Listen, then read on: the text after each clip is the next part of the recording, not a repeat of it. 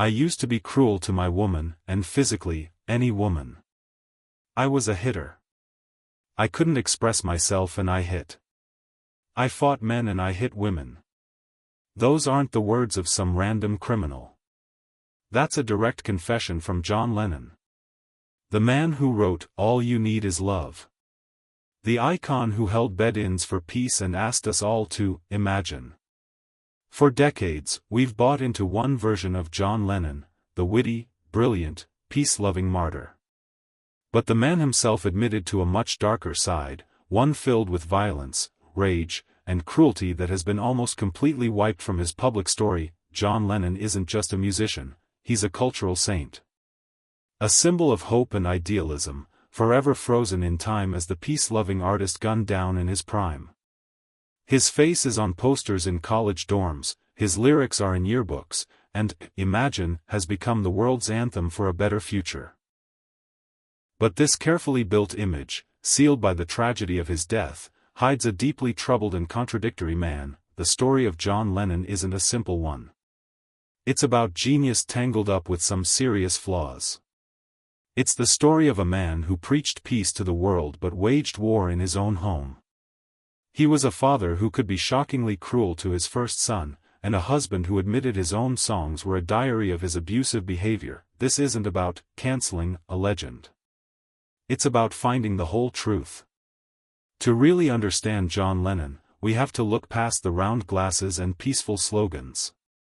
We have to face the uncomfortable, shocking, and often brutal secrets he confessed to, but that the world seems to want to forget. We'll look at his admitted violence against women, the heartbreaking neglect of his son Julian, his terrifying, uncontrolled rage, a battle with heroin addiction, and the massive hypocrisy that ran through his life. This is the dark side of John Lennon that no one talks about. Maybe the most jarring part of the Lennon myth is his treatment of women. While he later positioned himself as a champion of feminism, especially with Yoko Ono, his early life was marked by a pattern of intense jealousy and physical violence. His first wife, Cynthia Powell, was the main target. They met as art students, where Cynthia was drawn to John's rebellious, bad boy image. But that rebellion had a dark side.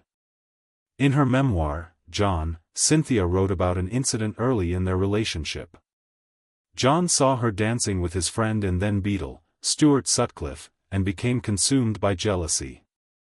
He followed her to the women's restroom. As she recalled, "Before I could speak he raised his arm and hit me across the face, knocking my head into the pipes that ran down the wall behind me." She left him, but after 3 months of him begging for forgiveness, she took him back. This wasn't a one-time thing. Lennon's jealousy was a constant in their relationship. Even after they married, which Lennon later admitted was only because Cynthia got pregnant, the cruelty didn't stop. With Beatlemania exploding, their manager, Brian Epstein, demanded that their marriage and their son, Julian, be kept a secret to protect John's image as an available teen idol. Cynthia was basically hidden away while her husband became the most famous man on the planet. Years later, in a shockingly honest 1980 interview with Playboy, Lennon faced his past. When asked about the lyric, "I used to be cruel to my woman, I beat her and kept her apart from the things that she loved," from the song, Getting Better, he confirmed it was about himself. He said plainly, "I used to be cruel to my woman, and physically, any woman. I was a hitter." He explained it as a rage he couldn't control. "I fought men and I hit women." He confessed that he tried to spin this violence as the reason for his peace activism. "That is why I am always on about peace, you see," he said. "It is the most violent people who go for love and peace." He claimed he was a violent man who had learned his lesson. But some accounts suggest his temper never really went away, with claims of physical aggression towards Yoko Ono and his girlfriend May Pang during his "Lost Weekend." The fact that he confessed is a huge part of the story. But for an icon built on peace and love, it's a staggering admission. It forces us to rethink the man who sang "Woman is the N-word of the world," acting like a feminist ally while having a personal history of doing the very thing he condemned. Of all the hard truths about John Lennon, his relationship with his first son, Julian, is probably the most tragic. Born in April 1963, right in the middle of Beatlemania, Julian's existence was seen as a problem for his father's career.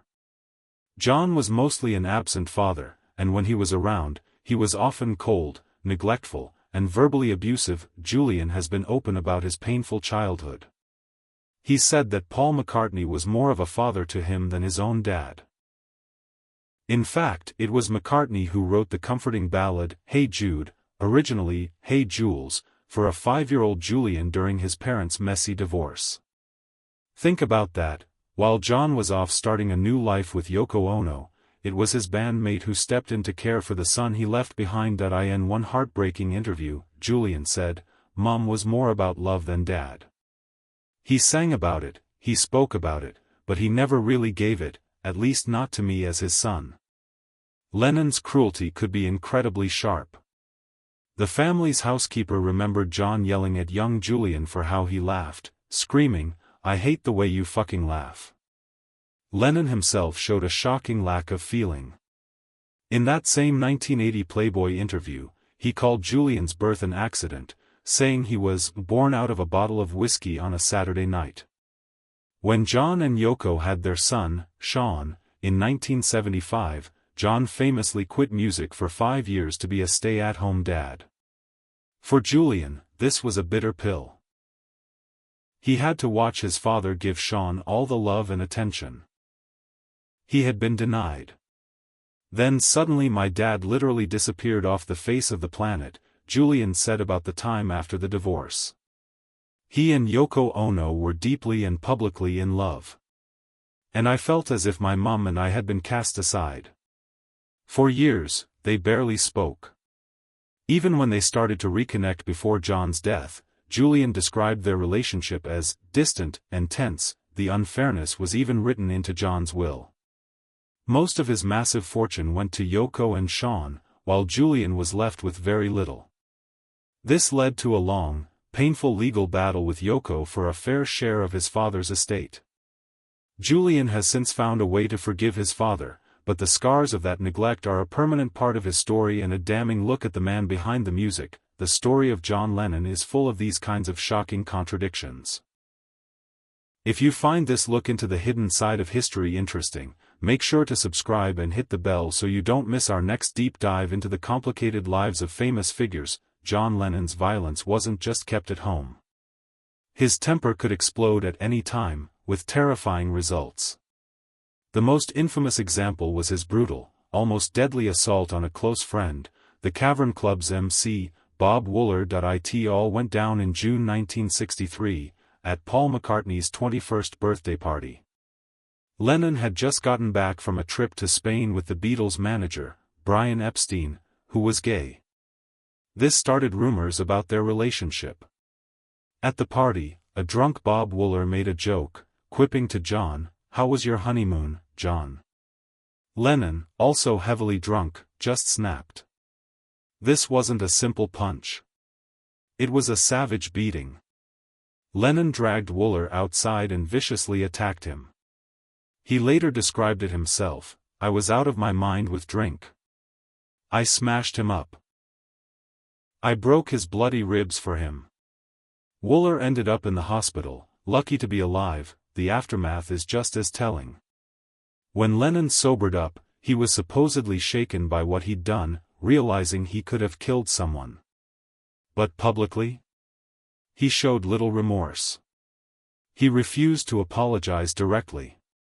The Beatles' career was on a razor's edge. An assault charge could have destroyed everything. It was up to Brian Epstein to clean up the mess.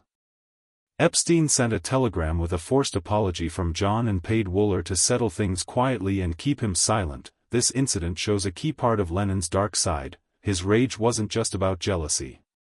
It was a deep-seated part of him, fueled by insecurity, alcohol, and an inability to control his violent impulses. His reaction to the gay rumor was especially explosive. It also shows how a machine was already in place to protect him and the Beatles' image. Epstein's quick work swept the whole thing under the rug, saving the wholesome, mop-top image they were selling. While the world saw four charming boys, one of them had just nearly beaten a man to death over a joke. By the late 1960s, the pressure of fame, the cracks forming within the Beatles, and his own personal demons led John Lennon down a dark road of drug addiction. While the band had famously dabbled with marijuana and LSD, Lennon's drug use blew up into a serious heroin habit in 1968, an addiction he shared with Yoko Ono. Lennon gave a few reasons for his turn to heroin. Sometimes he blamed the pain he and Yoko felt after she had a miscarriage. Other times, he said it was because of how hostile the other Beatles were toward Yoko. Whatever the reason, the addiction took a huge toll. It damaged his health, his relationships, and his music. His brutal struggle with withdrawal was captured in his raw 1969 solo single, Cold Turkey. The song is a harrowing account of the agony of quitting, with lyrics like, "My feet are so heavy / so is my head / I wish I was a baby / I wish I was dead."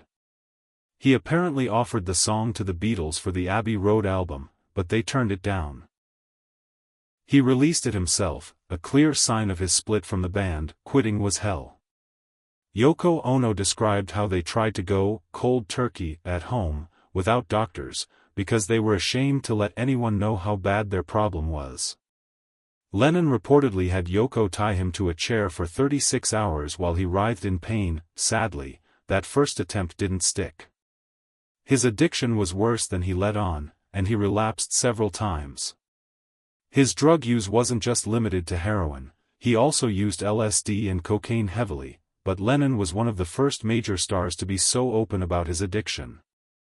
He complained in a 1980 interview that radio stations banned Cold Turkey, thinking he was promoting heroin when he was trying to do the opposite. He blasted society for not looking at the real causes of drug addiction, asking, "Why do people take drugs? To escape from what?" His honesty was commendable, but it doesn't change the chaos addiction brought into his life. During the recording of Abbey Road, his rages and mood swings made the other Beatles walk on eggshells around him. His addiction was just another thing driving him further away from his bandmates and deeper into a world of pain he could only express through his most tortured music. John Lennon's shift from a sarcastic rock star to a global peace activist is a huge part of his legend. With Yoko Ono, he held the famous bed-ins for peace and wrote timeless anthems like Give Peace a Chance and Imagine. But this public image was full of contradictions. The most obvious one, of course, was preaching peace and love while having a history of private violence. He even admitted his activism was a way of making up for his past, a public performance of the man he wished he was. His political activism was often slammed as being naive. While "Give Peace a Chance" was a great slogan, serious activists saw it as shallow. His political views could also swing wildly. He flirted with radical ideas, even admiring Mao Zedong at one point, which just confused and alienated people. He also supported controversial figures, like Michael X, a self-styled Black Power leader in Britain who was later executed for murder. Lennon also allegedly gave money to the Irish Republican Army, IRA, a deeply controversial move. These actions, done with what seemed like very little thought, made him look out of touch, and then there was the hypocrisy of his lifestyle. In Imagine, he asked us to picture a world with no possessions, while he lived in extreme luxury in his huge New York City apartment. His famous white Rolls-Royce and multiple homes didn't exactly match the anti-materialist message of his most famous song. By the end of his life, his political passion seemed to have cooled. In his 1980 interviews, he seemed to back away from his more radical days, and some even claimed he was leaning more conservative, even admiring Ronald Reagan. This just added to the idea that he was a political tourist, picking up causes when it suited him, rather than having any deep, lasting beliefs. The Nixon administration definitely took him seriously, putting him under FBI surveillance for years and trying to deport him because they feared his influence on young voters. But looking back, Lennon's political legacy is messy.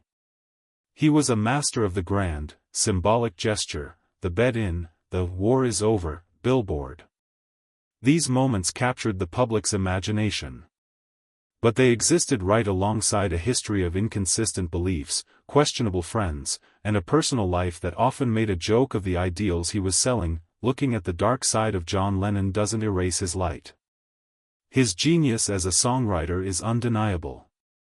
His work with the Beatles changed music and culture forever. Songs like In My Life, Strawberry Fields Forever, and Help were groundbreaking for their honesty and vulnerability. And his vision for peace, even if it was flawed, gave hope to millions, but the man was not the myth. The icon of peace was a self-confessed hitter. The family man who adored his second son was a neglectful and cruel father to his first. The anti-materialist visionary lived a life of incredible wealth. He was, as his first wife Cynthia said, part angel and part devil. Maybe the biggest tragedy of his assassination is that it froze him in time, turning a complex, flawed, and changing human being into a saint. It robbed him of the chance to keep making up for his past, to fix the relationships he had broken, and to become the man he claimed he wanted to be. He never got to fully deal with how he treated women and his son Julian in the public eye. Understanding the full picture of John Lennon, the good, the bad, and the very ugly, doesn't take away from the power of his best work. If anything, it makes him more human. It reminds us that our heroes are rarely as simple as we want them to be.